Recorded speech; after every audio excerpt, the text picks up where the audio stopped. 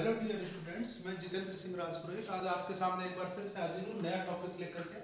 Optics का ही telescope, दूरदर्शी। मानव इतिहास की खोजों में, वैज्ञानिक खोजों में सबसे महत्वपूर्ण खोजों में से एक दूरदर्शी। आपने नाम सुना होगा गैलीलियो गैलीली नामक वैज्ञानिक का। उन्होंने टेलीस्कोप का आविष्कार किया था, दूरदर्शी का आविष्कार किया था। उसके बाद में जो है तरह तरह के टेलीस्कोप बनाए गए, जिनका एक आपके सामने जो है वर्गीकरण, क्लासिफिकेशन मैंने बोर्ड पर आपके लिए बना रखा है। आमतौर पर जो टेलीस्कोप है वो दो सिद्धांतों पर काम करते हैं, या तो परावर्तन के या अपवर्तन के, आइदर रिफ्रैक्शन और रिफ्लेक्शन। तो अगर अपवर्तन पर काम कर रहे हैं तो उन्हें अपवर्तक दूरदर्शी, रिफ्रैक्टिंग टेलीस्कोप कहलाते हैं, और अगर परावर्तन पर काम कर रहे हैं तो रिफ्लेक्टिंग टेलीस्कोप या परावर्तक दूरदर्शी कहलाते हैं। जो अपवर्तक दूरदर्शी है वो ज्यादातर काम में यही लोग आते हैं। ये कौन से हैं अपवर्तक दूरदर्शी? ये दो कैटेगरी के अंदर क्लासिफाइड है। एक तो आपने इस तरीके का देखा होगा टेलीस्कोप, जो दूसरे ग्रहों को, तारों को, चांद को, उपग्रहों को देखने के काम आते हैं। मतलब पृथ्वी से बाहर की चीजों को देखने के काम आते हैं। पृथ्वी से बाहर की चीजों को कहते हैं खगोलीय चीजें, तो एस्ट्रोनॉमिकल टेलीस्कोप। ये टेलीस्कोप की खासियत क्या है? इसके अंदर जो फाइनल प्रतिबिंब बढ़ता है, अगर आपकी वस्तु सीधी है तो जो फाइनल प्रतिबिंब आप यहां से देखोगे वो उल्टा दिखाई देगा। मगर चूंकि आमतौर पर ये जो आप दूसरे ग्रहों को, उपग्रहों को देखने वाले हो, ये आमतौर पर गोल होते हैं, तो उल्टी इमेज पर कोई ज्यादा फर्क पड़ता नहीं। हालांकि फर्क इस हिसाब से जरूर पड़ता है कि अगर किसी का कोई पार्ट ऊपर है और कोई पार्ट नीचे है तो वो पार्ट वहां पर उल्टा दिखाई देने वाला है। तो ये कुछ अंतर जरूर है, मगर एस्ट्रोनॉमिकल टेलीस्कोप में इतना चल जाता है, अगर फाइनल इमेज उल्टी भी दिख रही है तो काम हम चला देते हैं। मगर एक टेलीस्कोप का ऐसा पार्ट भी है जो पृथ्वी पर स्थित चीजों को देखने का काम आता है।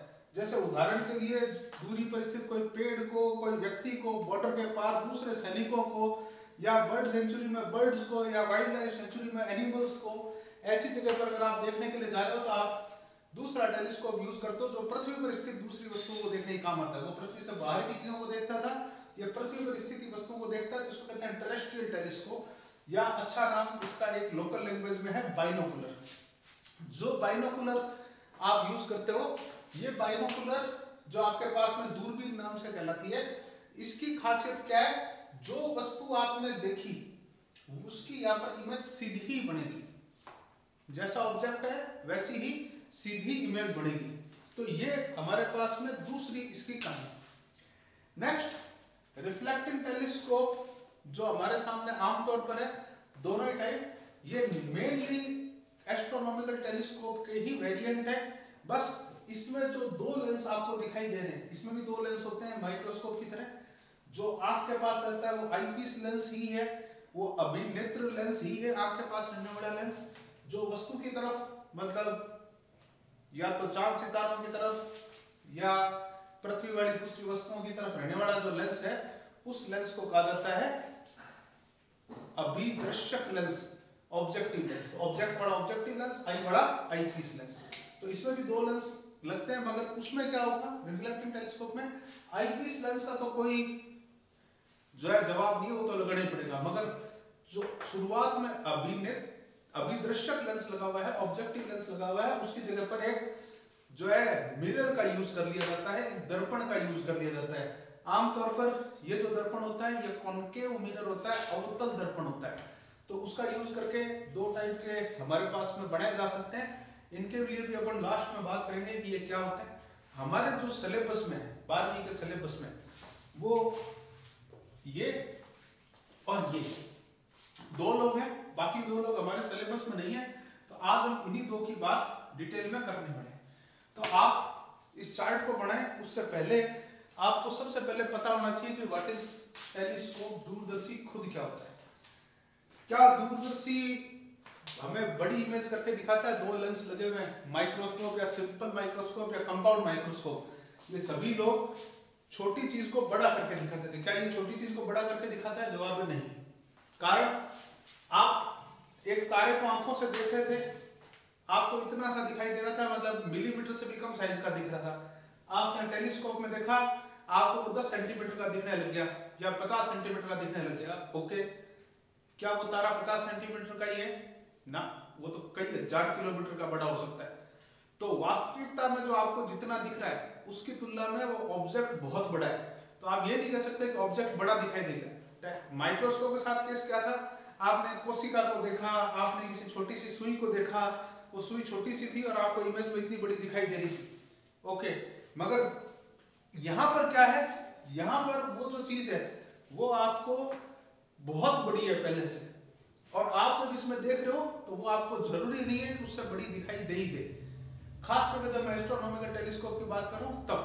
तो इन चीजों के अंदर ये क्या बता रहा है, इसकी परिभाषा क्या होगी, ये खाली जो आप ये अगर मान लीजिए कोई आप तारा देख रहे थे या कोई ग्रह देख रहे थे, आप नंगी आंखों से जब देख रहे थे तो ये आपकी आंखों पर एक एंगल बना पाता था जिसका नाम था अल्फा।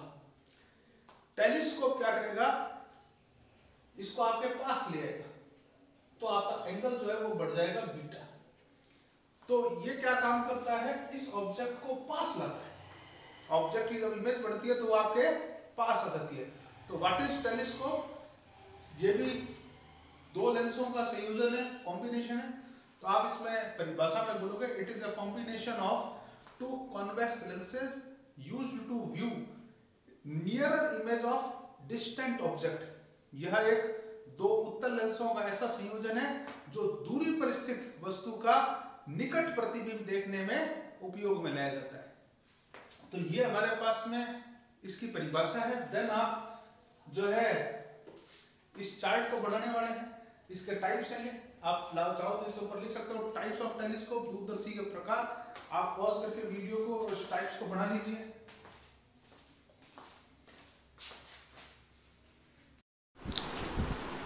हमारा अब का जो टॉपिक है वो है खगोलीय दूरदर्शी। इसका पूरा नाम है खगोलीय अपवर्तक दूरदर्शी एस्ट्रोनॉमिकल रिफ्रैक्टिंग टेलीस्कोप। और जो हमारा एस्ट्रोनॉमिकल रिफ्रैक्टिंग टेलीस्कोप है, अगर आपको सिंपल बोर्ड के पेपर अगर आप दे रहे हो, चाहे आरबीएससी चाहे सीबीएसई, अगर आपसे सिंपली टेलीस्कोप पूछा जाता है तो आपको इस टेलीस्कोप के अंदर यही बड़ा टेलीस्कोप लिखना है। वो पूरा नाम ना भी पूछे तो आपको कंफ्यूज नहीं होना कि टेरेस्ट्रियल तो नहीं पूछ लिया है या रिफ्लेक्टिंग तो नहीं पूछ लिया है, आपको कंफ्यूज नहीं होना। सिंपल टेलीस्कोप वर्ड अगर बोर्ड के पेपर में लिखा हुआ मिलता है तो आप ये मान के चले वो इसी के लिए आपको लिखा हुआ मिला है। अब बात ये कि ये होता कैसा है। अगर आप एक टेलीस्कोप को देखोगे तो आपको पता चलेगा कि जो इसका कंस्ट्रक्शन है वो माइक्रोस्कोप की तुलना में उल्टा है। माइक्रोस्कोप में छोटी सी वस्तु थी और आंख काफी बड़ी थी, तो यहाँ लेंस छोटा था, यहाँ पे बड़ा था।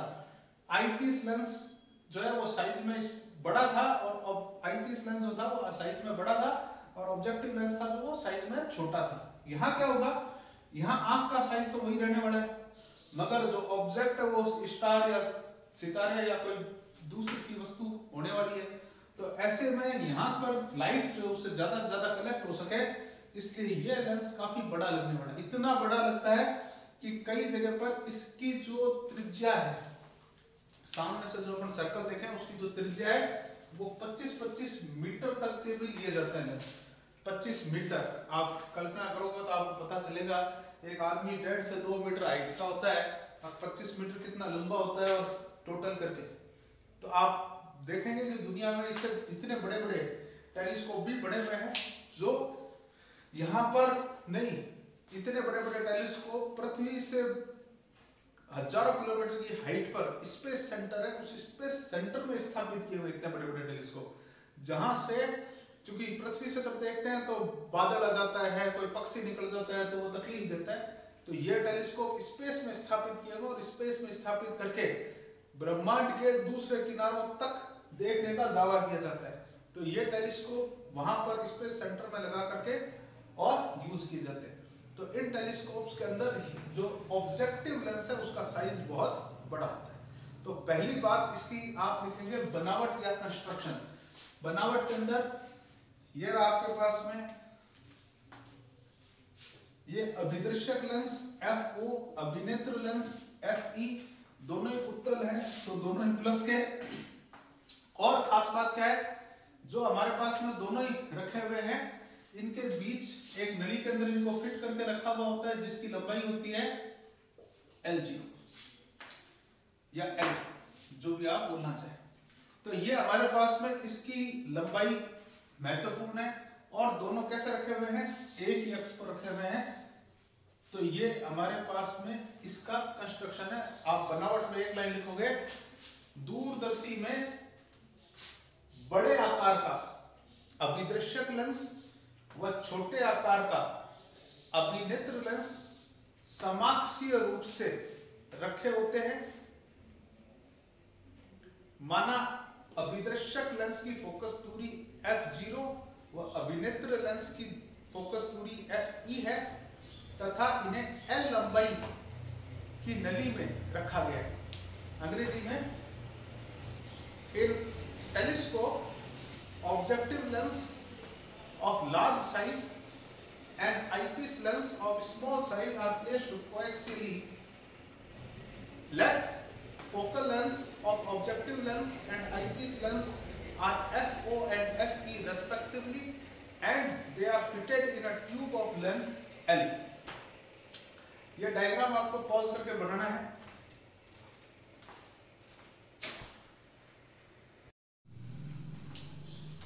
अब हम बात करेंगे ये कैसे काम करता है टेलीस्कोप, वर्किंग क्या है और मैग्निफिकेशन क्या है, इनकी बात अपन करेंगे। तो वर्किंग का डायग्राम और मैग्निफिकेशन का जो डायग्राम बनाना है वो मैं बना चुका हूं आपको समझाने के लिए, ताकि अपना समय बचे। देखिए कि हुआ क्या, जो आपके पास में टेलीस्कोप है, टेलीस्कोप का जो भी ऑब्जेक्ट है वो पृथ्वी से करोड़ों प्रकाश वर्ष की दूरी पर है, थाउजेंड्स और इवन कहूं मिलियंस ऑफ लाइट ईयर्स की डिस्टेंस पर है। ऐसी जगह से जो लाइट आ रही है अपने पास, वो एक तरीके से अपन अनंत से आती हुई मान सकते हैं। वो पैरेलल होंगी आपस में एक दूसरे के, इसी कारण उन्होंने अब तक काटा नहीं है। हम इंतजार कर रहे हैं उनका काटने का। अगर हमने उनके सामने दो प्रकाश की किरणें पैरेलल आ रही है, उनके सामने अगर एक लेंस को रख दिया तो आप जानते हो कि ये कहां कटने वाली है, फोकस पर। अगर फोकस पर ये कटेगी और इसका साइज क्या होगा, पॉइंट साइज इमेज बनेगी, जिसका थ्योरेटिकली साइज होता है 0। अगर ये 0 साइज है, आप तारे वारे देखोगे तो आपको टिमटिमाते हुए पॉइंट साइज के दिखते हैं वो। अब ये जो पॉइंट साइज का जो आपका ऑब्जेक्ट है, ये ऑब्जेक्ट मैंने इसलिए बोला क्योंकि आईपीस लेंस के लिए ये ऑब्जेक्ट का काम करने वाला है। अगर आईपीस लेंस 1000 गुना भी बड़ा करता है तो 0 का 1000 गुना बड़ा करके क्या दिखाएगा, 0। तो अगर आप एक टेलीस्कोप का यूज करो तो उसकी एक सीमा यह है कि वो इसका मैग्निफिकेशन कर ही नहीं सकता।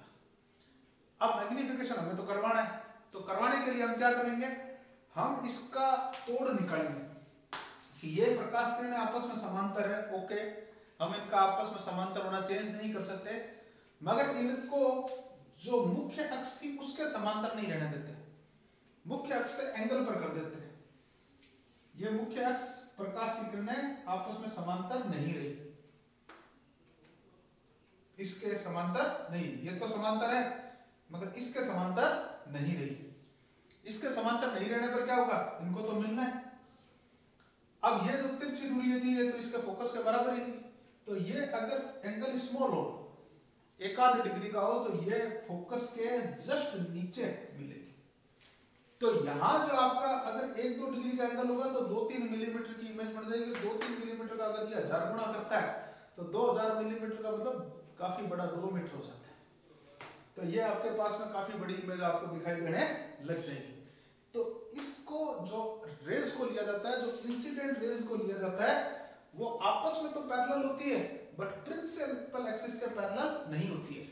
तो ये हमने इंसिडेंट रेज ली और ये इंसिडेंट रेज आपस में तो पैरेलल है क्योंकि ये कहां से आ रही है, इनफाइनाइट से आ रही है, but they are not parallel to the principal axis. जो हमारी प्रिंसिपल एक्सिस है, जो मुख्य अक्ष है हमारी, उस मुख्य अक्ष के ये आपस में समांतर नहीं है।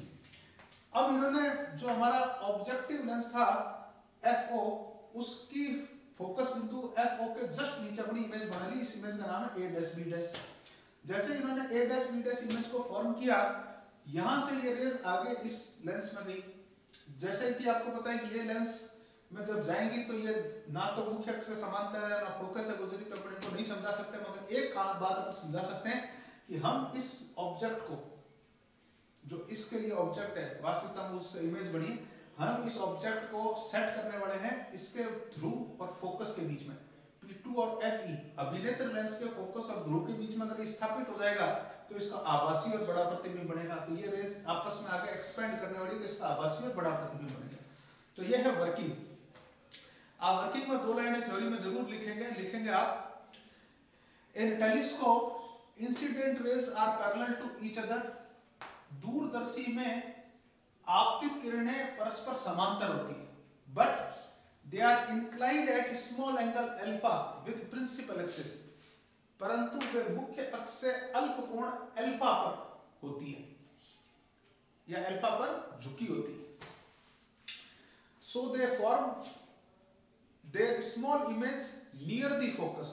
अतः वे फोकस के निकट छोटा प्रतिबिंब बनाते हैं। This image behaves like object for eyepiece lens. यह प्रतिबिंब अभिनेत्र लेंस के लिए बिंब का कार्य करता है। It is located between focus and pole of eyepiece lens. यह अभिनेत्र लेंस के ध्रुव व फोकस के बीच में स्थित होता है। So it's enlarged virtual images form. अतः इसका आभासी व बड़ा प्रतिबिंब बन जाता है। इसके बाद आपको ये नोट करना है, नोट आप पॉज करके कर लीजिएगा डायग्राम। अब बात करते हैं मैग्निफिकेशन की। मैग्निफिकेशन में हम क्या बनाने वाले हैं, इस डायग्राम को दोबारा से बनाने वाले हैं। क्या नयापन करने वाले हैं? लाइट की रेज पैरेलल आई, आपस में पैरेलल आई थी, इनफाइनाइट से आई थी, कोई चीज नहीं है। इन्होंने फोकस के जस्ट नीचे अपनी इमेज बना ली, कोई दिक्कत नहीं। ये जो 2 रेज निकली थी, इन 2 रेज को हमने इस बार नया बना लिया 3 नंबर और 4 नंबर रेज में। एक रे पैरेलल ले ली प्रिंसिपल एक्सिस के, जो फोकस से जा रही है, दूसरी रे जो ध्रुव से जा रही है। इन्होंने पीछे की तरफ बढ़ाया। अब अगर आप मैग्निफिकेशन की परिभाषा याद करोगे, माइक्रोस्कोप में अपन ने पढ़ी थी। मैग्निफिकेशन जो अपन निकालते हैं, मैग्निफिकेशन की परिभाषा थी वस्तु द्वारा आंख पर अंतरित कोण बट्टा, एक्चुअली वापस सही करता हूं मैं, I will correct myself. M का फार्मूला था बिंब प्रतिबिंब द्वारा आंख पर अंतरित कोण, angle formed by image upon angle formed by object, बिंब द्वारा अंतरित एंगल। ठीक है, तो ये हमारे पास एम का फार्मूला था बीटा अपॉन अल्फा। वहां पर याद करोगे व्हाट इज बीटा। बीटा जो इमेज एंगल बना ली, ये देखो, ये ए डैश बी डैश आने वाली लाइट ग्रीन वाली, ये अब हमारे पास में एंगल कितना बनाने वाली है, बीटा। और जो यहां से एंगल आ रहा था, ये कितना बनाने वाला है, अल्फा। जो आ रही थी वहां से लाइट, अगर टेलीस्कोप नहीं होता तो डायरेक्ट आंख में ये वाली लाइट घुसी तो एंगल कितना बनाती है, अल्फा। अब टेलीस्कोप है तो आपको इतना एंगल बना रही है, बीटा। तो हमारे पास स्मॉल एंगल के लिए ये लगभग बन जाएगा 10 बीटा अपॉन 10 अल्फा। हमने तो कहा ही है कि स्मॉल एंगल है ये, अल्फ कोण की कहानी। चित्र में देखोगे 10 बीटा, ये त्रिभुज है 10 beta, 10 beta A dash B dash upon P2 A dash. 10 beta है A dash B dash upon P2 A dash. और 10 अल्फा इसी त्रिभुज के अंदर इधर वाले में, ये A dash B dash upon P1 A dash. तो A dash B dash upon P1 A dash, A dash B dash से A dash B dash cut जाएगा तो P1 A dash upon P2 A dash रह जाएगा। P1 A dash, that is P1 A dash. P1 A dash कितना है, ये इसके लिए इमेज डिस्टेंस है, और इसके लिए इमेज डिस्टेंस कितनी है, FO। फोकस के जस्ट नीचे तो बड़ा इमेज, तो फोकस दूरी के बराबर ही। इमेज डिस्टेंस तो FO है, मगर ऑब्जेक्ट डिस्टेंस कितनी थी, तो ऑब्जेक्ट तो अनंत में था, बहुत ज्यादा था, तो UO तो एक्सटेंड टू इनफाइनाइट था, मगर FO किसके बराबर है, VO के। नेक्स्ट ये डिस्टेंस है UE इसके लिए, और ये वाली डिस्टेंस है VE। तो ये हमारे पास में P1A, अगर आप इस चित्र में से देखोगे तो P1A VO के बराबर है, जो FO के बराबर है। तो ये बढ़ गया FO प्लस का, नीचे P2A डैश, वो P2A डैश अगर आप देखोगे इधर से तो वो है UE और वो है माइनस का। तो ये है मैग्निफिकेशन की कहानी जो आया FO अपॉन UE माइनस का। अब हम बात करेंगे केस फर्स्ट। केस फर्स्ट क्या है? हमारा डिस्टिंक्ट व्यू, जिसको हम एक और नाम से बोल सकते हैं स्ट्रेच्ड आई।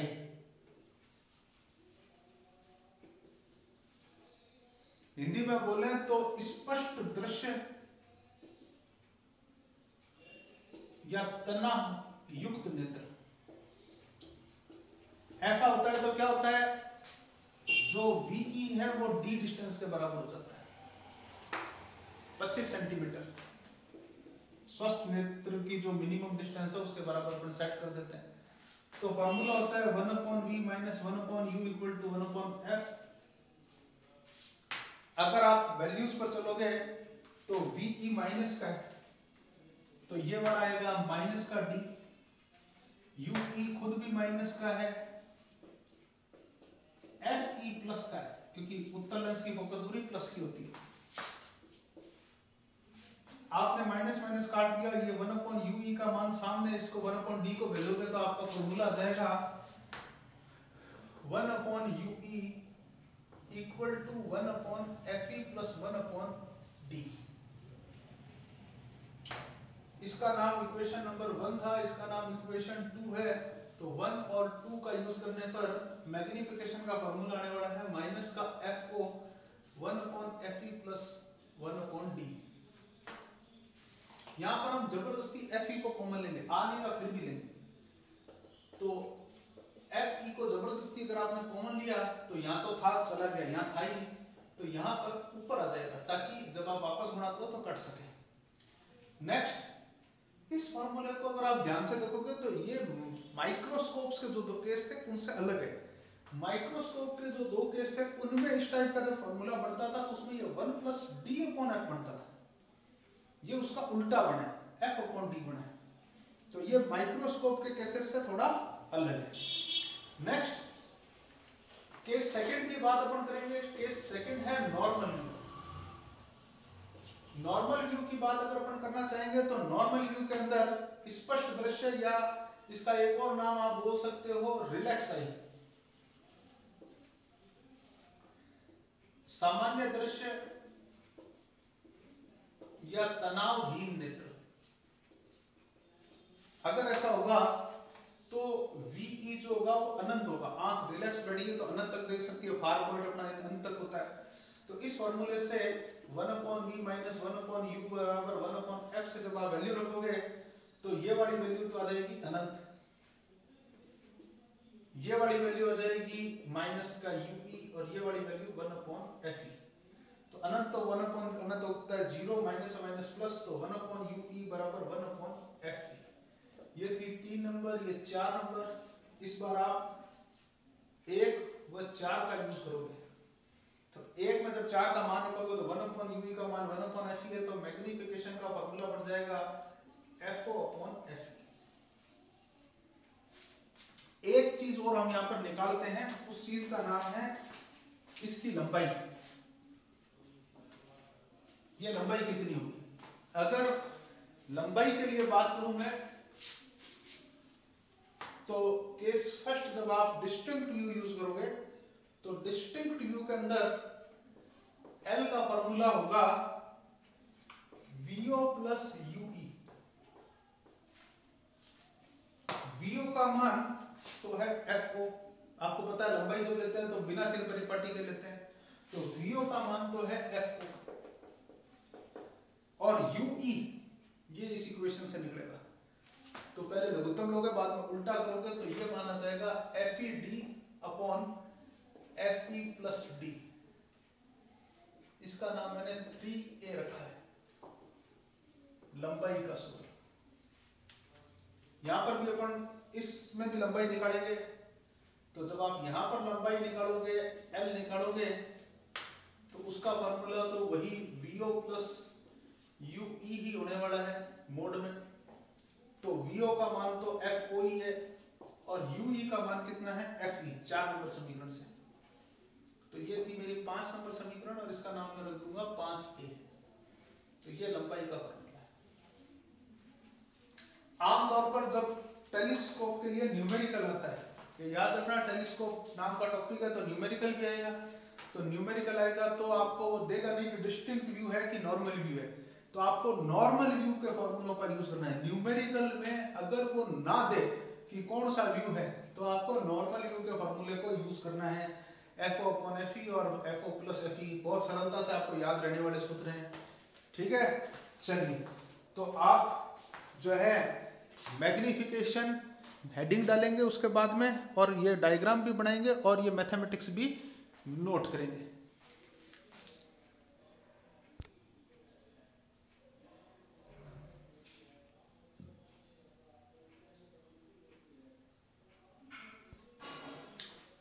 हमारे पास जो टेलीस्कोप हमने पढ़ा, एस्ट्रोनॉमिकल टेलीस्कोप, इसमें बहुत सारी कमियां हैं। क्या क्या कमियां हैं? सारी कमियों का जो कारण है वो है ऑब्जेक्टिव लेंस। ऑब्जेक्टिव लेंस क्यों? क्योंकि ऑब्जेक्टिव लेंस का साइज बड़ा है, 25-25 मीटर साइज के कोई लेंस होते हैं, इतने बड़े बड़े लेंस। इतना बड़ा लेंस अगर होगा तो आप सोचो उसका वजन कितना बड़ा है। अभी मेरे को उत्तर दिशा में देखना था, मेरे को पूर्व दिशा में देखना है, तो मेरे को उसको घुमाना पड़ेगा टेलीस्कोप को। इतना बड़ा अगर 25 मीटर त्रिज्या का लेंस होगा तो कई टन वजन उसका होगा, और उसको आदमी तो घुमा नहीं पाएगा, घुमाने के लिए क्रेन लगानी पड़ेगी। वास्तविकता में मशीनों से घुमाए जाते हैं ऐसे टेलीस्कोप्स को। तो ऐसा टेलीस्कोप फिर हमारे कोई काम का नहीं है, ऐसा टेलीस्कोप हमें दुख देने वाला है।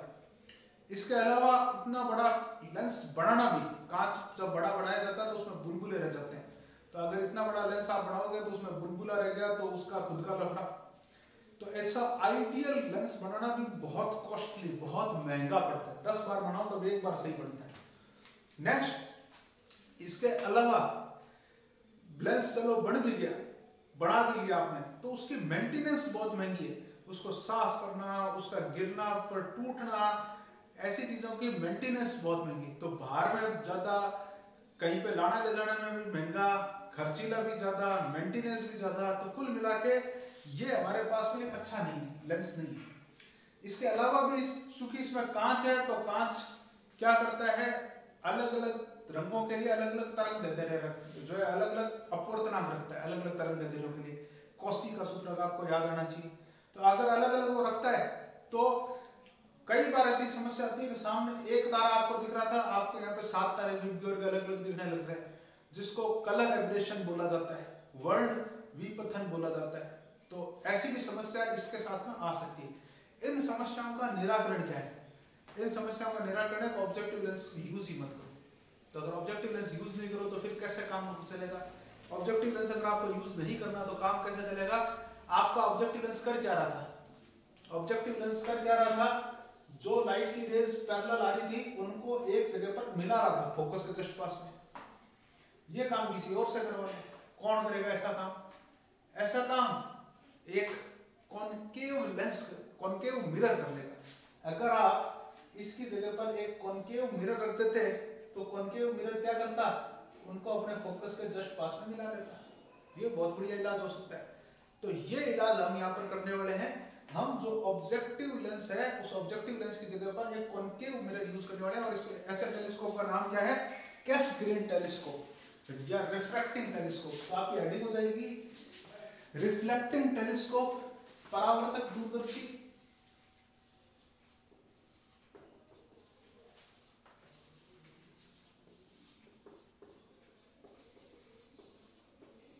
एक लाइन आप परिभाषा में इसमें जरूर लिख लेंगे। In such telescopes, objective lens is replaced by a concave mirror. ऐसे दूरदर्शियों में अभिदृश्यक लेंस के स्थान पर अवतल दर्पण का उपयोग होता है। अब ये कैसे होता है अवतल दर्पण का उपयोग? ध्यान से देखो, ये हमने यहाँ पर लगा दिया अवतल दर्पण। इस अवतल दर्पण को बनाना बहुत आसान है। जहां मिरर को बनाना बहुत, जो है लेंस को बनाना बहुत मुश्किल हो रखा था, इसको बनाना बहुत आसान है। आप तो यहाँ पे दीवार बना लो, दीवार पे चमकीला पेंट कर लो। आप बात करते हो 25 मीटर, आप 100 मीटर का बनाओ ना, कौन मना करने वाला है? आपने एक डिश लोहे की है, उसके ऊपर पेंट कर लिया, तो अब इसको चाहे आप गिराओ चाहे पटको और चाहे इसके ऊपर नाच भी लो तो इसका कुछ नहीं फर्क पड़ने वाला। तो ये बड़ी शानदार चीज बनने वाली है, ये मजबूत भी है, रफ एंड टफ भी। तो अगर आपके हाथ से गिर भी जाए तो इस मिरर पे कोई फर्क नहीं पड़ने वाला। चमकीला पेट आपका खराब है, ज्यादा ज्यादा इसकी पॉलिश खराब हो सकती है, कर लो। तो ये हमारे पास में बहुत बढ़िया टेक्निक है। यहां पर हमारे पास में दो तरीके की टेक्निक्स काम में ली जाती है। लाइट की रेज पैरेलल आती है। पहली टेक्निक में हम क्या करते हैं कि लाइट की रेज को यहां पर जहां इकट्ठा हो रही है, होती तो ये पॉइंट साइज की इमेज बना लेगी, इसलिए हम इसके जस्ट पहले यहां पर हमारे आईपीस को रख देते हैं। यहां का आईपीस खुद दो लेंसों का कॉम्बिनेशन का बना हुआ होता है, तो यहां पर अपन ने आईपीस को रख दिया। ठीक है, अभिनेत्र लेंस को यहां पर रख दिया तो इमेज देखी। इसके साथ में एक समस्या है। समस्या क्या है? इसके अंदर या तो कैमरा लगा करके और आप कंप्यूटर पर देखो इमेज को, नहीं तो आपको खुद यहां पर खड़े हो गए तो आपकी इमेज भी इसमें बनेगी, वो लाइट भी आएगी, तो आपको जो तारा दिखेगा आप उसके ऊपर साफ दिखोगे। इस इलाज से थोड़ी सी तकलीफ रहती है। इस तकलीफ से बचने के लिए एक दूसरा काम भी किया जाता है। वो क्या किया जाता है कि इसको यहां ना लेकर के लाइट को दूसरी साइड लिया जाता है। यहां से लाइट आई थी पैरेलल, यहां पर ये मिलने वाली थी फोकस के जस्ट पास में। हमने यहां पर फोकस पर जहां मिलने वाली थी उससे पहले एक कॉन्वेक्स लेंस लगा दिया, कॉन्वेक्स मिरर लगा दिया। कॉनकेव तो था ही, कॉन्वेक्स और लगा दिया। तो ये लाइट को क्या करेगा, उस साइड भेज देगा।